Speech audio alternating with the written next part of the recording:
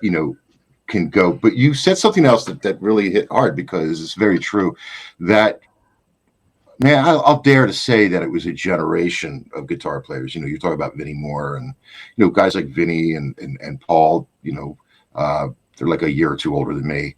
But I used to see Vinnie live. I think he was on the Meltdown tour.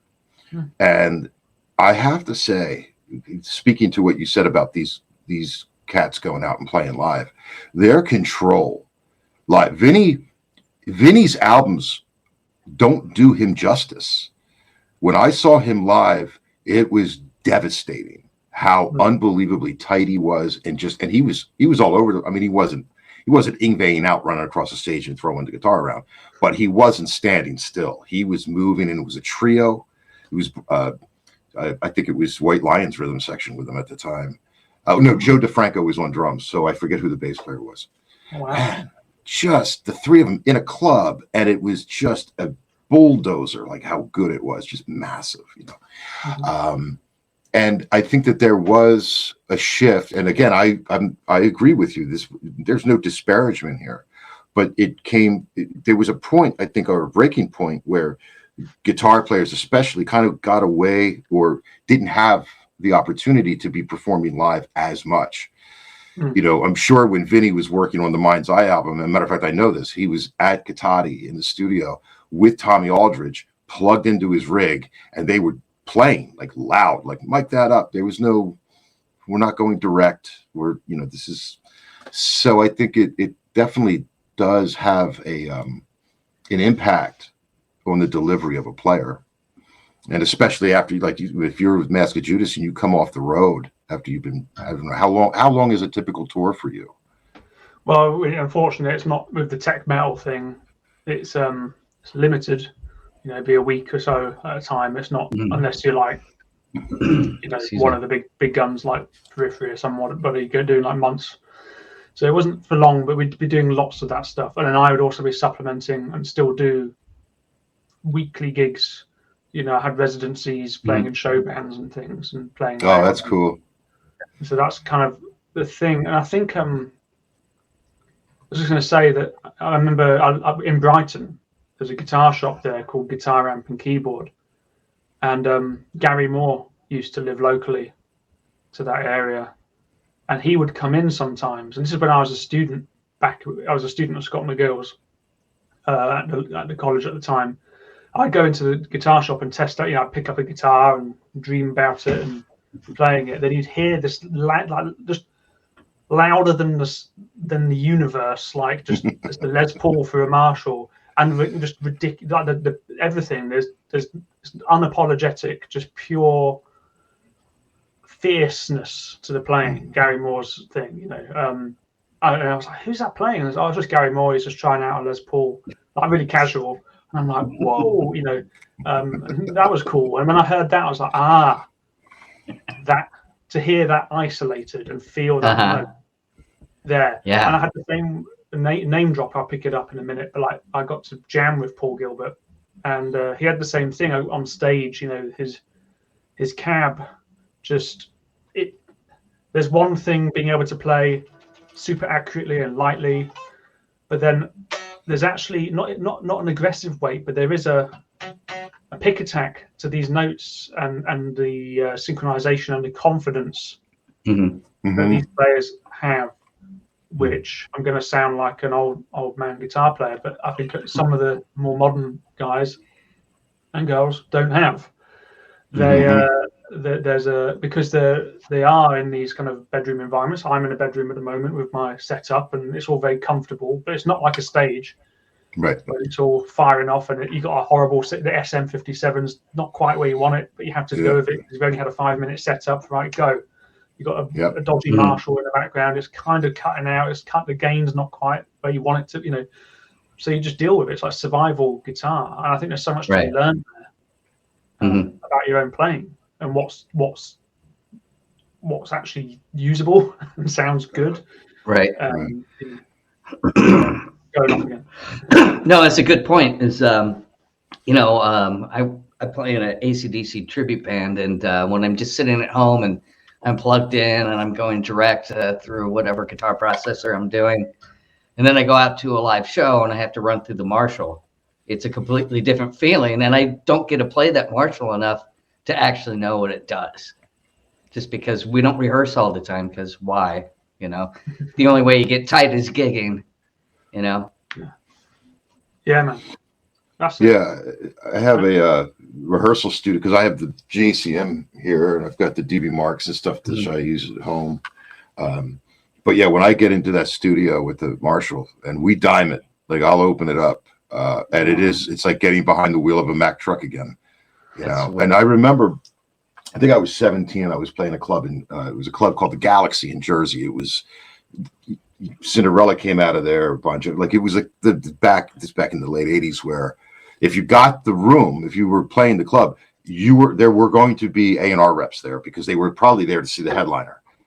But you would see they stuck out wearing suit. They're wearing Armanis, you know. It's like, what do you know? And everyone there's got hair out to here, and like, you know, it's like that's a record exec or an A&R rep. And I was about 16 or 17. My first show there, I had been rehearsing with the band in some basement, probably the singer's basement, and so you know I've got the amp, the same rig I have now, the half stack, and got pretty comfortable. Fender Strat straight in, and then we get to the room, and we had back in the 80s, you made no money because you paid your crew. You had a row crew.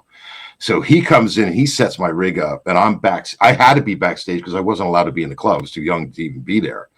So he calls me. I come out. I take the cable, hit the thing off standby, and I just check my signal. And like my hair blew forward, and I'm, oh my God. And it was amazing because I got into learning, like, you know, where you could like hit a note and then you could move and I could feed back another note. You could start to really use the acoustics. But when you tour now, like, you know, I was in Texas not too long ago, you know, I still get the Marshall delivered, but everything's so sound controlled. Yeah. That some of those fancy bits, you can't really, you know, you kind of have to, I always have to go back into bedroom mode when I'm playing live now. Like, you know, it's kind of, it's a little different. It's a little different. It's interesting just because I'm, you know, I was saying about the show bands and stuff. I use a quad Cortex because you turn up for these theatre and show band shows and they say, you know, what you're going to use, and you say I might use an amp, and they say no, can you just bring in ear monitors and your thing? And I'm happy. I'm more than happy. I've done it so many times. I've got comfortable with that. But I remember I got myself there was one point I just broke. I took my Victory amp down with a cab and stuff and played a gig for the first time after using the digital stuff for quite a long stint of just using the digital stuff. And it just the gig was really fun. Like I felt excited, and the band, even though I probably played bad, I think everyone in the band could tell there's a different energy because of how I played, how it sounded, and it felt like I said it to the drummer afterwards. He said, "I was different," and he was hitting harder and stuff. And I said, "Yeah, I felt like I actually played a gig." Yeah, it's like it's like a conversation with the amp. The amp is the instrument as well as the guitar, and it needs to respond. So this, you know, it needs to respond to get that through. But before we move on, I made a statement earlier about pick attack and how some of today's players are maybe lacking that, and some people do blame in-ear monitoring on that kind of thing sometimes, and these volume levels and unrealistic kind of apprehension of sound to weight there. But I also am saying that, you know, this is something I admire in players. This is something I can't always do, probably can't do objectively. It's difficult. It takes a lot. I think you know, when you hear some real veteran guitar player playing through this sort of thing, Robin Trower, I've heard him with his just Blues Breaker, and it was just like ice picks going through your brain. It was just like incredible. And he's playing so dynamically, and there's so much room. Like the note isn't just meh, and there's maybe 3 or 4 different versions of that. There's like a whole world, just that of dynamics. Yeah.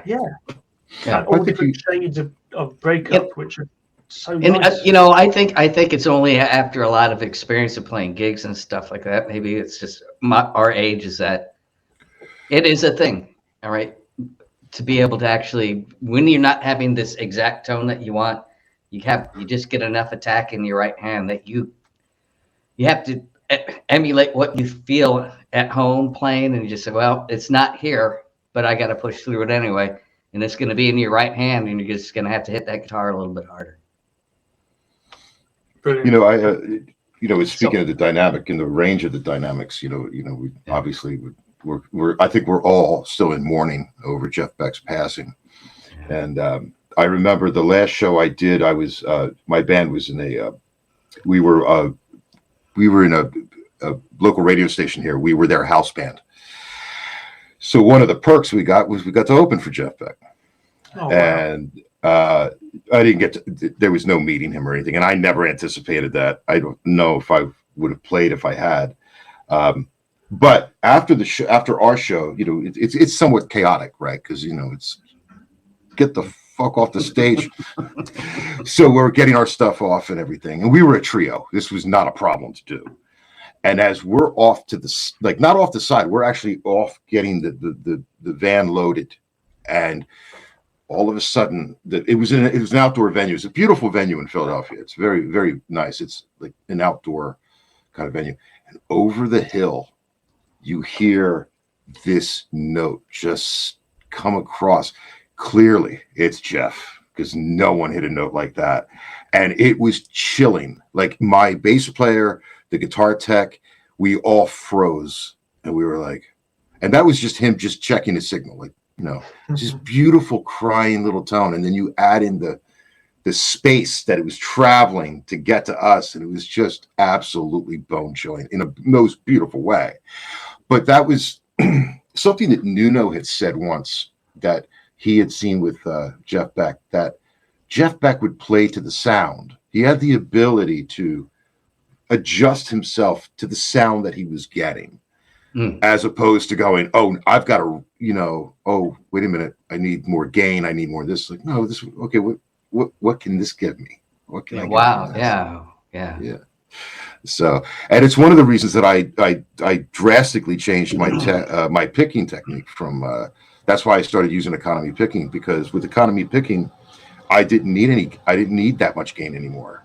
I could play anything that I saw or needed to, I should say, with that technique. And I was like, okay, this kind of, because I was not that guy. Like, I didn't have tons of gear, and I was horrible at programming stuff. Still am. I guess I'm just too old. I suck at it. I'm like, where's the input? Oh, okay. Oh, yeah. Okay.